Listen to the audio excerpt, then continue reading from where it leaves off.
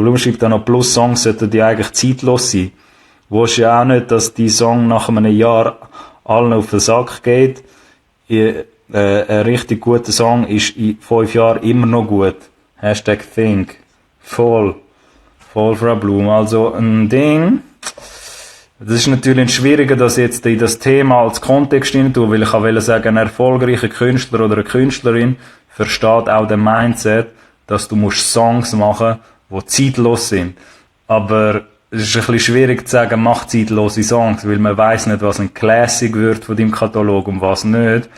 Aber ich denke, was man da könnte sagen zu dem Punkt, wo Frau Blum gesagt hat, ist, dass du sollst nachhaltig, und um das geht es auch ganz oft in diesem Podcast, bei diesen Folgen, dass du sollst langfristig denken und nicht nur kurzfristig, sprich 3-4 Monate, sondern überleg dir ein bisschen das grössere Bild dahinter, weil erfolgreiche Künstler, und das kann man dann schon so sagen, das ist jetzt nicht mega weit hergeholt, die haben dann vielleicht eine Vision, was sie die nächsten paar Releases machen wollen und nicht nur ein Song nach dem anderen und du weißt nicht, was du als nächstes machst. Es geht natürlich beides, aber vielleicht, wenn du das ein bisschen langfristiger anschaust oder ein bisschen nachhaltig, dass das jetzt nicht nur eine Sache ist von einem Monat, kann es auch sein, dass du vielleicht auf Songs kommst, die auch länger heben, wie da Frau Blum gesagt hat. Und ich befürworte das immer mehr. Ich finde, es soll immer eine Kombination sein aus Songs, die gerade aus einem Moment heraus entstehen, kurzfristig, also so mit denen du shooten kannst, so, Munition einfach. Und dann soll es aber auch Songs geben, wo du vielleicht länger dran schaffst, oder Projekte, die auch wirklich verheben und auch länger die Leute draussen könnten interessieren. Und ich glaube, das merkt man amix in der Produktion. Nicht, dass man jetzt weiss, was davon ein Classic kann werden oder nicht, aber ja, man versteht vielleicht amix auch ein bisschen, welche Songs vielleicht legendärer könnten werden in deinem eigenen Kosmos als andere, als Künstler. Und das muss man ein bisschen unterscheiden. Darum zum Mindset von erfolgreichen Künstlern. Die wissen vielleicht dann teilweise, was verhebt länger und was ist einfach nur so ein bisschen Zucker, wo ich den Leuten jetzt gerade sofort gebe.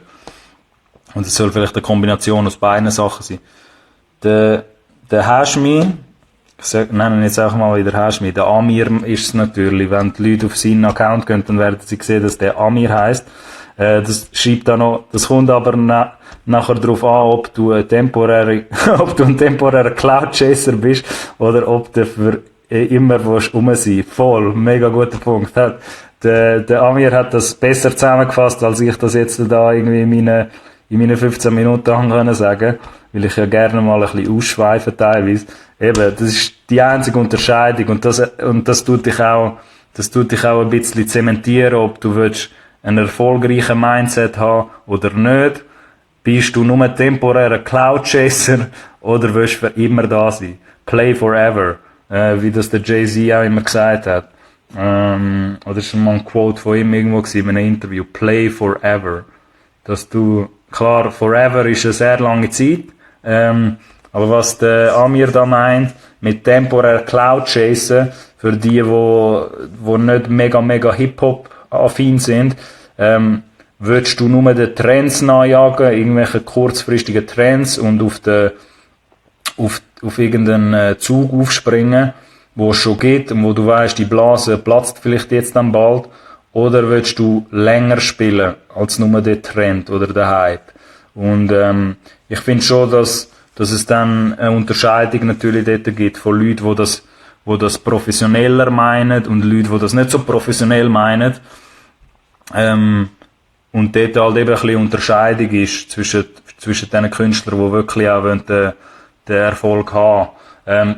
Das heisst nicht, dass du den Erfolg nicht mit irgendeinem Hype kannst haben oder mit irgendeinem Trend, wo du jetzt gerade irgendwie hast. Aber was dann vielleicht der erfolgreiche Künstler oder Künstlerin unterscheidet, ist, du kannst schon vielleicht einen Track machen, wo jetzt voll der Hype ist oder irgendwie auf einer Trendwelle ist, aber wenn du dann dort oben bist und die Leute hören dir jetzt dazu, was machst du dann mit der neuen Attention, die du bekommen hast, oder mit diesen neuen Augen?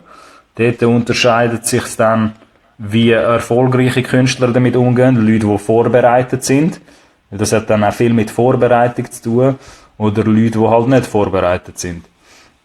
Weil Vorbereitung, Preparation ist halt auch ein ganz, ganz grosser Punkt, wo ich jetzt da spontan einfach mal reinwerfe, dass du musst auch können vorbereitet sein, beziehungsweise deine Materie wirklich studiert haben und deine Materie auch können, für den Fall, dass es irgendwann einmal anzieht auch, dass du halt nicht völlig untergehst in dem.